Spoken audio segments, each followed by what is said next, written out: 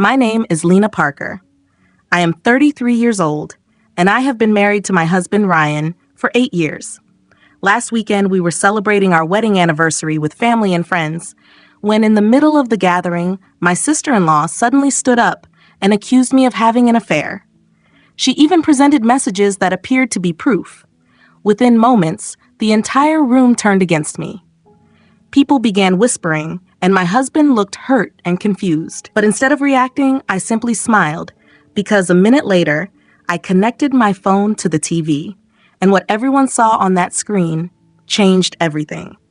But before I explain what really happened, please like the video, subscribe to the channel, and share in the comments which country you're watching from. Now let me tell you about the night that completely changed how my husband's family viewed me. Our house was filled with people that evening. Soft music played in the living room, and the dining table was covered with food, drinks, and a large cake topped with golden candles. It was meant to be a joyful occasion. My husband Ryan and I were celebrating our 8th wedding anniversary. Friends were laughing, glasses were clinking, and someone near the kitchen was telling a funny story. Everything seemed perfect, but I could already sense something was off. Across the room, Ryan's younger sister Claire kept staring at me, not casually, but in that quiet, smug way she often used when she believed she knew something I didn't. Claire and I had never been close. From the moment Ryan introduced me to his family, she made it clear she didn't like me. At first, she masked it with polite smiles. Over time, those smiles turned into subtle remarks, small jokes, and quiet whispers when she thought I wasn't listening. "You're lucky Ryan takes care of you. You must enjoy such an easy life. You married very well." These were the kind of comments that seemed harmless on the surface, but carried a sharp undertone. For years, I chose to ignore it, convincing myself it wasn't worth addressing. But that night, something about Claire felt different. She appeared confident, almost as if she had been waiting for this moment. I noticed her whispering to a few relatives. Occasionally, someone would glance at me and quickly look away. A sense of unease settled in my stomach. Ryan noticed my expression and quietly asked if I was okay. I forced a smile and told him I was just tired. In reality, I had a strong feeling the night was about to take a bad turn. About an hour later, everyone gathered in the living room to cut the anniversary cake. Someone dimmed the lights, and Ryan stood beside me with his arm around my shoulder. 8 years? He said with a grin. Can you believe it? I smiled softly and replied, sometimes I can't. People clapped, and several guests lifted their phones to record the moment. But just as we were about to cut the cake, a voice interrupted from behind us. Actually, before we celebrate. The room slowly turned toward the voice. It was Claire. She stood near the dining table, holding her phone, wearing a smile, not a warm one, but a cold, calculated expression. Ryan frowned and asked what she was doing. She stepped forward calmly and said she believed everyone deserved to know something first. The room grew silent, and a few guests exchanged confused looks. Ryan sighed and told her it wasn't the right time, but she cut him off. Turning to the guests, she said she hadn't planned to do this tonight, but her brother deserved to know the truth. My heart started racing because I understood exactly where this was heading. Claire raised her phone and said, "And the truth is," then looked directly at me. "Your perfect wife has been having an affair." The room immediately filled with whispers. People looked at each other in disbelief, some asking if they had heard correctly. Ryan's arm slowly dropped from my shoulder as he stared at Claire in shock and asked what she was talking about. Claire stepped closer and said she had proof. She turned her phone so everyone could see. Messages, photos, a conversation between me and another man. The messages appeared personal, intimate, and damaging. The whispers grew louder. Some people looked at me in disbelief, others with anger. Ryan's face turned pale as he looked at the phone, then at me. "Lena?" he said quietly. For a moment, it felt like the room was spinning. Claire watched my reaction closely, clearly expecting me to panic, cry, or defend myself. But instead, I slowly took a deep breath and smiled. Claire blinked, visibly surprised. She hadn't expected that reaction. "Why are you smiling?" she asked sharply. I looked at her calmly, then at the guests, then at Ryan, and finally back at Claire. The truth was, those messages didn't frighten me at all. A week earlier, I had already discovered something very important, and Claire had no idea. I gently placed the cake knife back on the table and turned my attention toward the large television mounted on the wall in our living room, and said something that made Claire's confident smile fade. "Since you brought your phone," I said calmly, "why don't we connect it to the TV?" The room went quiet. Claire frowned. "What?" I kept my expression steady, "so everyone can see the evidence clearly." And for the first time that evening, Claire looked slightly uneasy. The room had fallen completely silent, and all eyes were on us. Ryan looked between me and his sister, clearly unsure of what was happening. Claire tried to laugh it off and quickly said, "Why would I do that? Everyone can already see the messages." I gave a small shrug and replied, "That's true, but the screen is small. If we connect it to the TV, everyone can view them properly." A few guests nodded, and someone even said it made sense. Claire's smile returned, but it looked forced this time. "Fine," she said, "if that's what you want." She walked toward the television and handed her phone to Ryan. "Here, you connect it." Ryan hesitated briefly, then plugged the phone into the cable near the TV. A moment later, Claire's screen appeared on the large television, and the same messages were now visible for everyone in the room. Whispers spread again as people stared at the display. "Wow, those messages look real," someone murmured. Ryan looked at the screen silently for a moment before slowly turning toward me. "Lena, you need to explain this." I nodded calmly. "I will," I said, then looked at Claire. "But first, let's make sure everyone sees everything." Claire crossed her arms confidently and told me to go ahead and explain my so-called affair, but instead of touching her phone or moving closer to the screen, I stayed where I was and smiled again. Claire's eyes narrowed immediately. She asked if I thought this was amusing, and I replied softly that I didn't. I simply believed this moment had been coming for a long time. A few people in the room looked confused, and Ryan frowned slightly as he asked what I meant. I looked around at the guests, at Ryan's parents, and finally at Claire before speaking clearly. I explained that Claire had never liked me. She rolled her eyes immediately and said, "Oh, please." But I continued. From the day Ryan first introduced me to his family, she made it clear she didn't think I belonged. Some guests shifted uncomfortably, and Ryan's mother adjusted in her seat. Claire let out a short laugh and accused me of playing the victim, but I ignored her. "For years," I continued calmly, "Claire has made small remarks about me, about how I wasn't good enough for Ryan and how I didn't deserve the life I had." Ryan turned toward his sister and asked if that was true. Claire brushed it off with a wave of her hand and said, "Everyone jokes." I shook my head and explained that they were never jokes.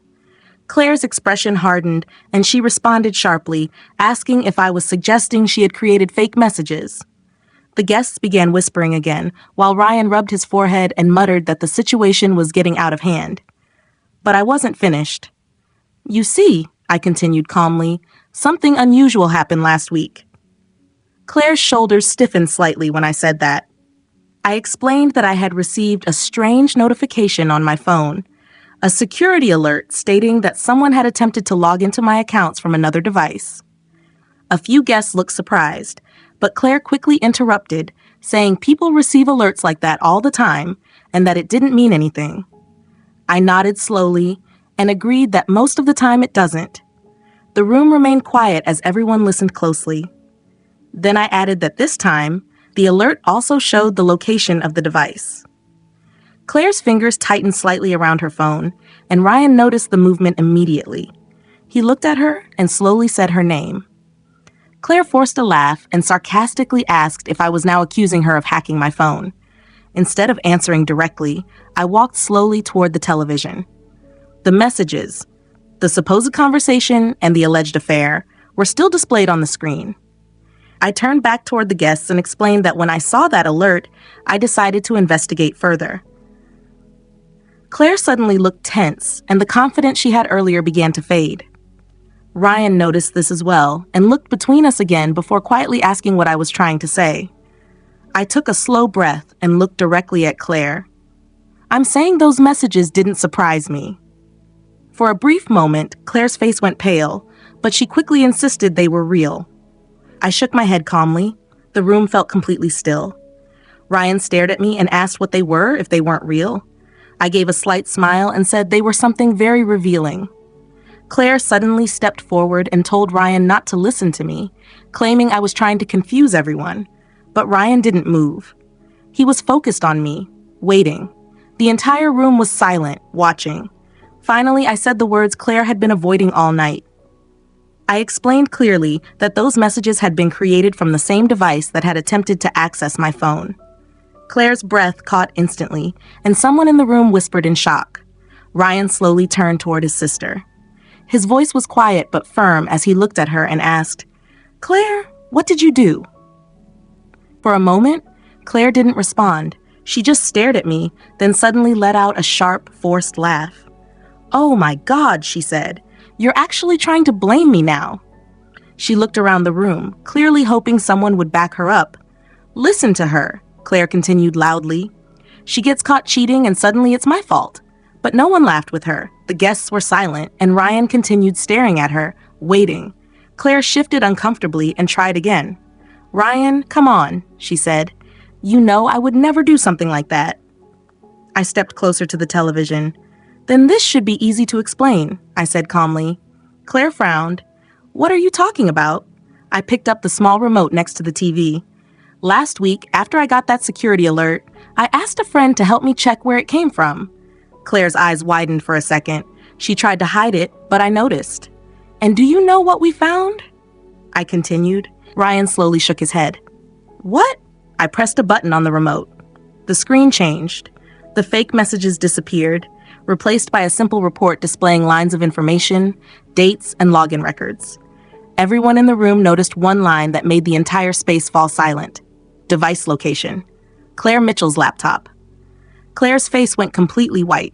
Whispers erupted as people leaned forward to read the screen. "Did you see that? It says Claire's computer." Ryan looked at the television, then turned toward his sister. "Claire, what is this?" His voice was firm now. Claire shook her head quickly. "This is fake," she said, her voice shaking. I stayed calm. "Actually," I said, "that report was created by a digital security company." Claire swallowed hard. Ryan pointed at the screen again. "Then why does it say your laptop?" Claire looked desperate. "I don't know. Maybe someone used my computer." The guests stared at her in shock, and Ryan looked like he didn't recognize his own sister. But I wasn't done. I took a slow breath. "Claire didn't just try to hack my accounts," I said quietly. Claire froze. She knew what was coming. Ryan frowned slightly. "What do you mean?" I looked directly at her. "Those fake messages were created 2 days after." Claire whispered under her breath, "Stop." But I continued, 2 days after I discovered money missing from the family business account. Ryan blinked in confusion. "What?" Claire's voice suddenly rose. "That's not true." I pressed another button on the remote. The screen changed again, showing bank statements and multiple transfers moving money out of the family business account, each connected to the name Claire Mitchell. The room fell into stunned silence. Ryan stared at the screen as if he couldn't breathe, while his mother covered her mouth in shock. "Claire," he whispered. Claire looked around wildly. "You don't understand," she shouted. But Ryan spoke quietly but with weight. "How much?" Claire didn't answer. His tone hardened. "How much money did you take?" Claire's shoulders began shaking. "A few transfers," she said weakly. I spoke calmly. "It was over $80,000. Gasps spread through the room. Ryan closed his eyes for a moment, then looked at his sister again. "So you stole from the family business," he said slowly. "And when Lena found out, you tried to destroy her marriage." Claire's face twisted with anger. "I did it for you," she yelled. Ryan looked stunned. "For me?" Claire shouted again. She was trying to turn him against the family. Ryan stared at her like he couldn't believe what he was hearing. Then he shook his head slowly. "No," he said quietly. "You did this to yourself." Claire's eyes filled with tears, but no one defended her. No one supported her. The truth was now clear on the screen for everyone to see. For a long moment, the room stayed silent. Finally, Ryan turned toward me. His expression had changed, confusion replaced by regret. "Lena," he said quietly. "I'm sorry." I nodded softly. "I know." Ryan glanced back at the television one last time, then turned to his sister. "You need to leave," he said. Claire looked around desperately, but no one stopped her. Slowly, she picked up her purse and walked toward the door. When the door closed behind her, the atmosphere in the room shifted. The whispers were gone. The tension had vanished. Ryan returned to my side and gently took my hand. This time, he didn't let go. After a moment, one of our friends cleared his throat awkwardly. "So, are we still cutting the cake?" A few people laughed nervously. Ryan looked at me and asked quietly, "Do you still want to celebrate?" I smiled. "Yes," I said, because that night wasn't just our anniversary anymore. It was the night the truth came out, and the person who tried to destroy my life exposed herself in front of everyone.